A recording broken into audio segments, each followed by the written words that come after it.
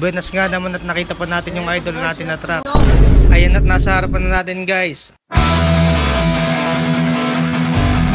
So what's up sa inyo mga guys, no? Nandito ako ngayon sa MIP, hinihintay ko yung truck. Nag-export kasi kami at hinihintay ko na siyang lumabas. At habang nga naghihintay tayo, ito nga pala yung dagat ng MIP guys. Makita nyo naman yung mga barko, diba? Kahit malayo, halatang malalaki. Yan, naghihintay na dumaong yung mga yan dahil siguro puno pa yung mga puerto. Magkatabi nga lang pala ang MICP o Manila International Container Terminal at saka yung South Harbor. At nang makarating nga kami sa CY o Container Yard, kuhanan ng mga container. Buenas nga naman at nakita pa natin yung idol natin na truck. Ito si Optimum Pride. Ito si Optimum Pride, Siyempre, hindi papahuli yung truck natin dyan. Ito, nasa harapan lang ni Optimum Pride, si Bumblebee. Optimum Pride, no? Ayan at nasa harapan na natin guys. Shoutout nga pala sa mga JNB Tracking. Ang diskarte pala sa CY na to guys, hahanapin mo yung locator kasi siya nakakaalam ng pangarga mo. Sasabihin mo kung ano yung kakarga sa container. Tapos siya, bibigyan ka naman ng quality container at yung walang amoy. O diba, goods na yun. Sa madaling salita mga guys, galing ng Manila, andito na kami sa may Pampanga. At dito sa may stoplight ng Bacolor. Kaso naiinip si Bumblebee pagka ganito. Medyo traffic tsaka stoplight kaya papabilis natin. Time lapse!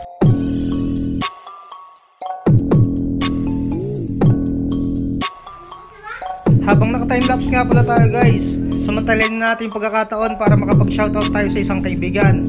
Shoutout sa'yo, paring Jan Ribas de los Reyes. Mabuhay ka. Driver ng O1 Transport na dating uwing tracking. Hindi natin namamalayan guys, nasa Limay Bataan na pala tayo, kaka-time lapse natin.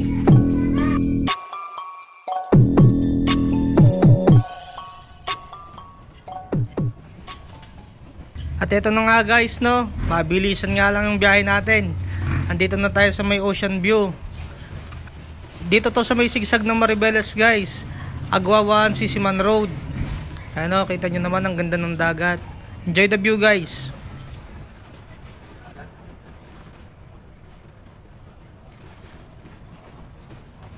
Dito sa parting ito guys, may nakaposting gwardiya dito.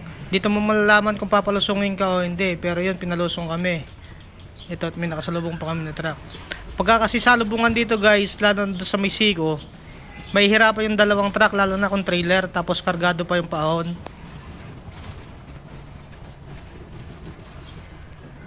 At ito na nga guys yung Sigong sinasabi ko. Dito madalas nagkakabitinan yung mga truck, lalo na kung kargado, tapos mabigat yung pangarga, hindi halos makaahon. Tapos yung view deck, ayan guys, kung kilala nyo si Boss Idol, yan, dyan siya sumampa nung nagpunta siya ng Maribeles guys. So paano guys, bibitinin ko na muna kayo, hanggang dito na muna yung video ko. So susunod na lang, salamat sa panonood, peace out, Jepoy out.